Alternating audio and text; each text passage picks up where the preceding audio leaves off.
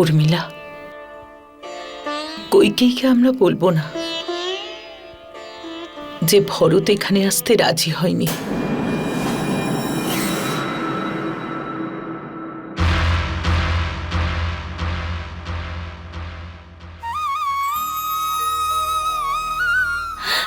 রাম, রাম,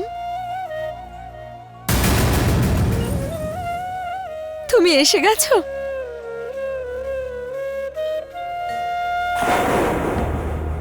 আমাকে ক্ষমা করবে না? না, আমাকে কখনো ক্ষমা করো না।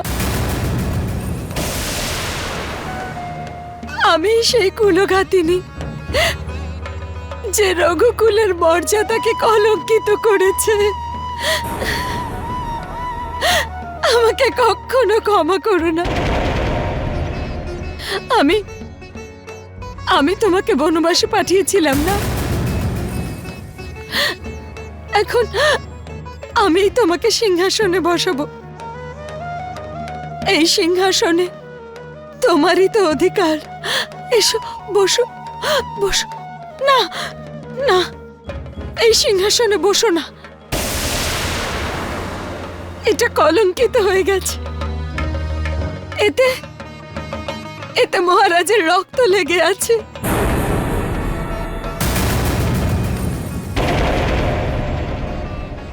আমি মহারাজ দশরথের বধ করেছি। আমি ওনাকে হত্যা করেছি। আমাকে কখনো ক্ষমা করো না। কইকেই, কি বলছো কইকেই? আমি আর কি জ্ঞানে ফিরবো দিদি?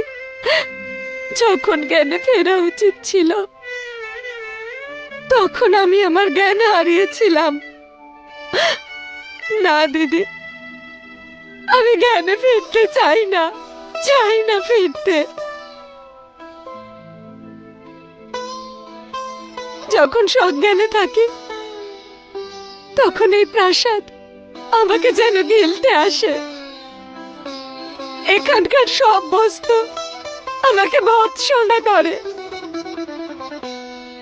এখানকার নৈশব্দ, এখানকার শূন্যতা আমাকে চিৎকার করে বলে, এসো, নিজের মাথা ঠুকে মরো। तेने ही सब स्वांग रचाएरी हठीली अब क्या पछताएरी दीवानी अब क्या पछताएरी नेह के भाव भुलाएरी हठीली अब क्या पछताएरी।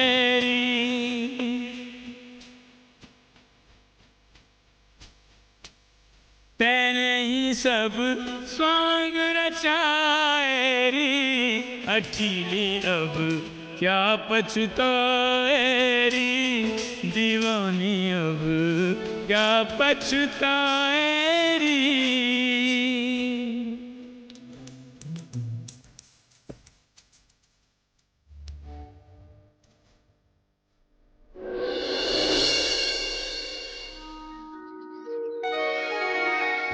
জ্যেষ্ঠ, বনবাসের এত বছরে আমরা কত ঋষিমুনির সঙ্গে দেখা করেছি, তা গুণে দেখা সম্ভব নয়। লক্ষণ, আমাদের ঋষিমুনিদের সঙ্গে দেখা হয়েছে, আর এর পরেও হবে। ওনাদের সঙ্গে দেখা হয়ে আমাদের জ্ঞান প্রাপ্ত হয়েছে, তপস্যায় প্রাপ্ত করা ওনাদের তেজকে আংশিকভাবে গ্রহণ করার জন্য। এরকম ঋষিমুনিরা আমাদের আদর্শ। সৃষ্টির সমস্ত সুখকে ত্যাগ করে এই সাধকেরা নগরীর থেকে দূরে, মনুষ্যদের থেকে দূরে, নির্জন বনে, দুর্গম স্থানে তপস্যা করেন, সাধনাও করেন। এই ঋষিমুনিরা আমাদের পূজনীয়। ওনাদের প্রতিটি বাণীকে সম্মান দেওয়া একজন রাজার পরম কর্তব্য। এই মুনিরা নিজের তপস্যার বলে তপবলের উপযোগ বা প্রয়োগ সমাজের কল্যাণের জন্যই করেন। মহর্ষি বিশ্বামিত্রের ব্যাপারে আমি জানি লক্ষণ। গুরুশ্রেষ্ঠ, মহান অস্ত্রে সম্পন্ন, কিন্তু তা সত্ত্বেও উনি তার শক্তির প্রয়োগ কখনোই করেননি। এরকম ঋষি সত্যি দুর্লভ লক্ষণ। শুধুমাত্র ওনাকে দর্শন করলেই মনুষ্যের লাভ হয়। লক্ষণ, সীতা, যখন আমরা অগ্নির সামনে বসি তখন আমাদের শরীর অগ্নির সেই তাপে কষ্ট পায়, গরম হয়ে যায়, কারণ অগ্নির তেজ আমাদের শরীরে প্রবেশ করে। সেইভাবে যখন আমরা মহান তপস্বীদের কাছে বসি তখন তাদের তপস্যা থেকে প্রাপ্ত করা তাদের উৎস, তাদের জ্ঞান, তাদের শক্তি, ওনাদের দৈব অনুভব আমাদের শরীরের মধ্যে তা প্রবেশ করে। আমাদের না চাওয়াতেই ওনারা আমাদের সবকিছুই দিয়ে দেন। সেই জন্যে আমরা ভাগ্যশালী যে আমরা এমন মহান তপস্বীদের দর্শন পেয়েছি।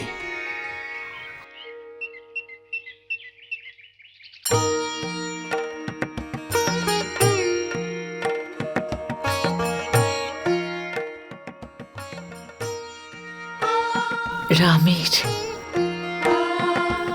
মনে হচ্ছে যেন উর্মিলা, রাম, লক্ষ্মণ আর জানকী যে কোনো সময় চলে আসবে আর চরণ ছুঁয়ে বলবে, আশীর্বাদ দিন মা।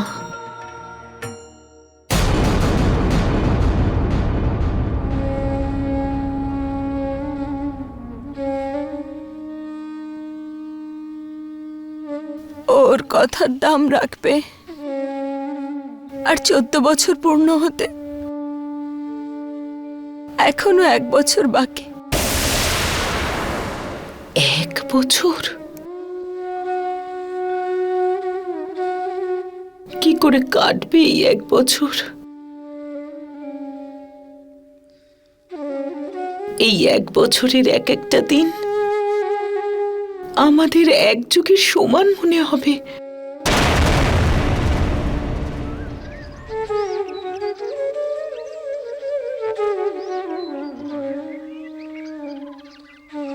রঘুনন্দন,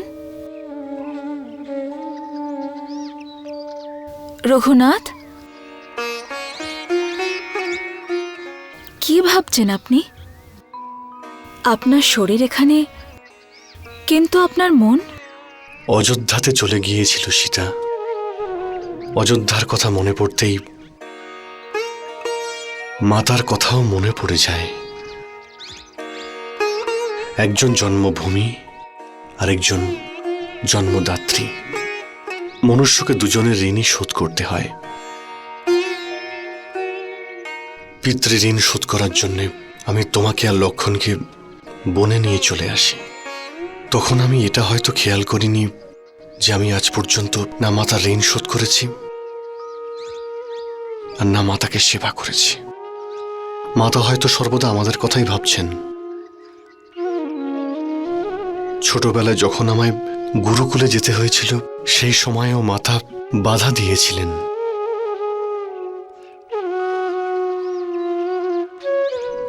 আমার সব মনে আছে। তখন 3 মাতাই কত ব্যাকুল ছিলেন। আর যখন আমরা বনবাসের জন্য যাচ্ছিলাম তখনও আমার 3 মাতার চোখে অশ্রু বয়ে যাচ্ছিল। কিন্তু এখন বনবাসের এই শেষ বছর শীঘ্রই সমাপ্ত হয়ে যাবে। তারপর আমরা 3 জন অযোধ্যায় ফিরব। তখন আমি সুযোগ পাব আমার 3 মাতার কষ্ট দূর করার। সীতা, অনেক বছর ধরে মাতা আমাদের প্রতীক্ষায় রয়েছেন। উনি আমাদের পথ চেয়ে আছেন। হয়তো খুবই কষ্ট পাচ্ছেন উনি। আমি ওনার সেবা করব, ওনার সমস্ত দুঃখ দূর করে দেব, আর যাতে কোনোদিনই কোনো কষ্ট আমার মাতারা না পান।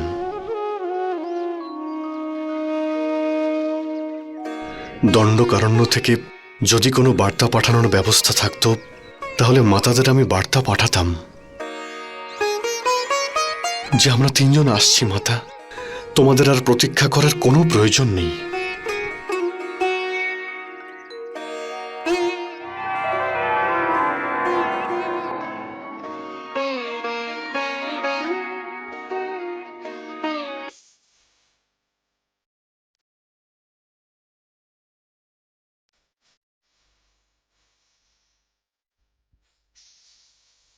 মহাদেব, আপনি কি ভাবছেন? মহাদেবী, নিজের প্রভুকে ব্যাকুল অবস্থায় দেখে আমিও ব্যাকুল হয়ে উঠেছি। আমি তো আমার প্রভুর লীলার আনন্দ উপভোগ করছিলাম, ওনার ভাবনার সাথে একাত্ম হতে চেয়েছিলাম। দেবী,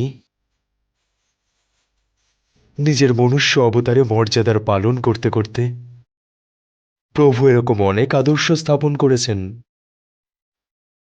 যা মানব জাতির জন্য যুগ যুগ ধরে পথ প্রদর্শন করবে। কিন্তু প্রভু ব্যাকুল কেন হচ্ছেন? দেবী, প্রভু এই জন্যই ব্যাকুল হয়েছেন কারণ ওনার নিজের মাতা কৌশল্যার কথা মনে পড়ছে। প্রভু ওনার দর্শন করতে চাইছেন। আমার প্রভু ভাবছেন যে বনবাসের শেষ বছর শীঘ্রই অতিক্রম হয়ে যায়। সে তো সত্যি। মহাদেবী, ওই দেখুন, ওই বাঁশের কুটিরে শূর্পণখার নিজের পুত্র আমাদের আরাধনায় মনোনিবেশ করেছে।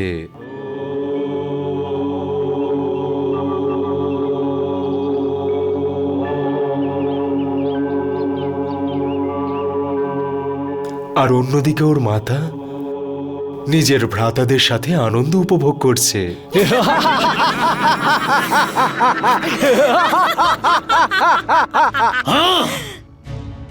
যতক্ষণ আমরা পঞ্চবটিতে আছি, ভগবানের নাম যারাই জপ করবে তাদেরকে আমরা এমন কঠিন শাস্তি দেব জীবনেও ভুলতে পারবে না। ওইসব ঋষি মুনিদের ধুতিগুলো ওদেরই হাতে দিয়ে।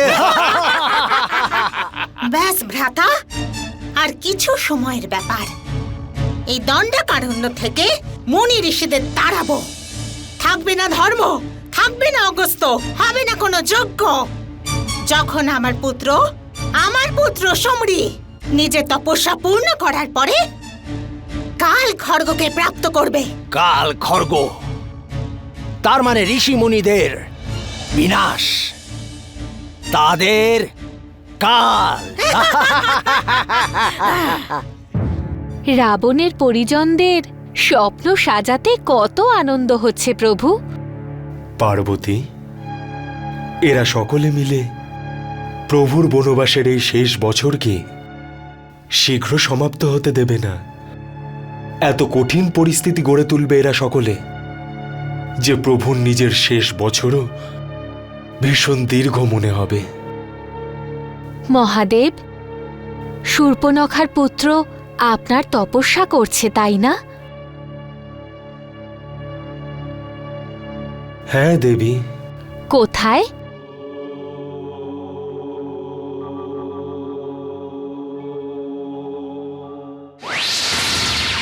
প্রণাম মহাদেব। তোমার কল্যাণ হোক বৎস। প্রণাম মহাদেবী। কল্যাণ হোক। আমি আপনার কাল খড়গ। দেবাদিদেব, যদি আমি শূর্পণখার পুত্র শম্ভীর কাছে চলে যাই প্রভু, তাহলে বিশ্বের অকল্যাণ হবে।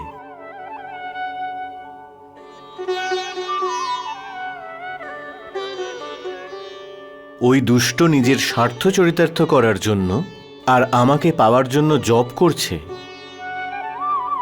কিন্তু হে কৈলাসপতি, আমি প্রভুর লীলাতে প্রভুকে সহযোগিতা করতে চাই, আর তাই আমি সমরীর কাছে নয়, সুমিত্রা নন্দন লক্ষণের কাছে যেতে চাই।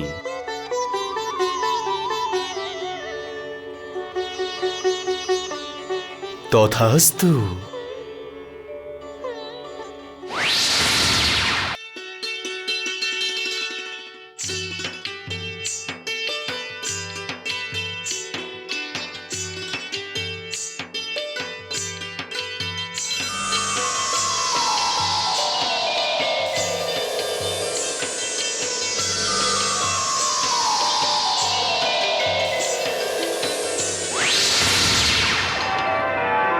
সুমিত্রা নন্দন লক্ষণ, দেবাদিদেব মহাদেব শিব শঙ্করের কালখড়গের তরফ থেকে আপনাকে প্রণাম। হে সৌমিত্র, আপনি কি আমাকে স্বীকার করবেন? অবশ্যই, এ তো আমার সৌভাগ্য।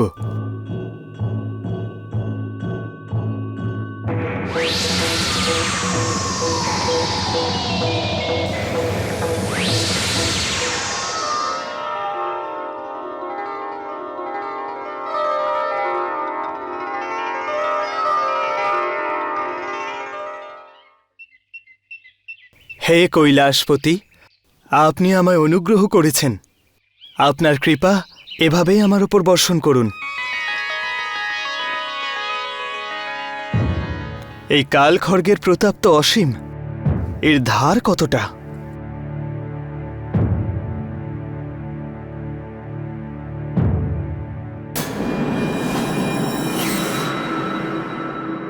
ওই বাঁশের কুটিরে তো কেউ নেই। আমি এই খড়গের প্রয়োগ ওই কুটিরের ওপর করলে কেমন হয়?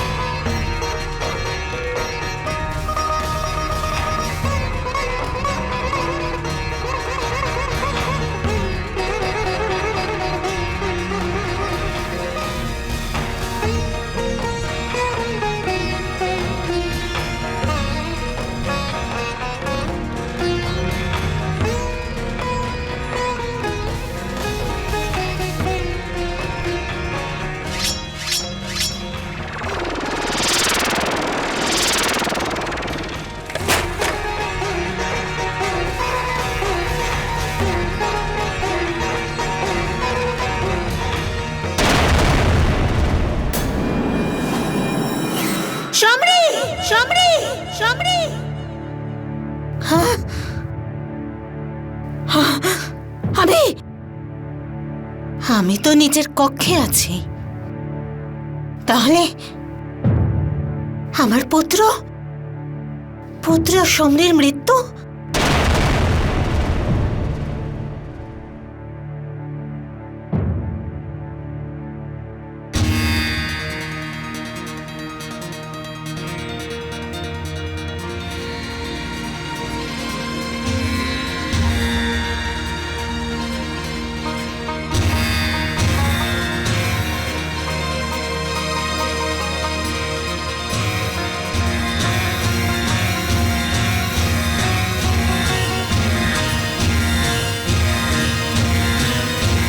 এ আমি কি করলাম?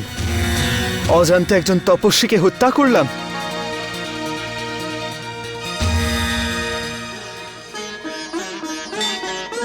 जय श्री राम।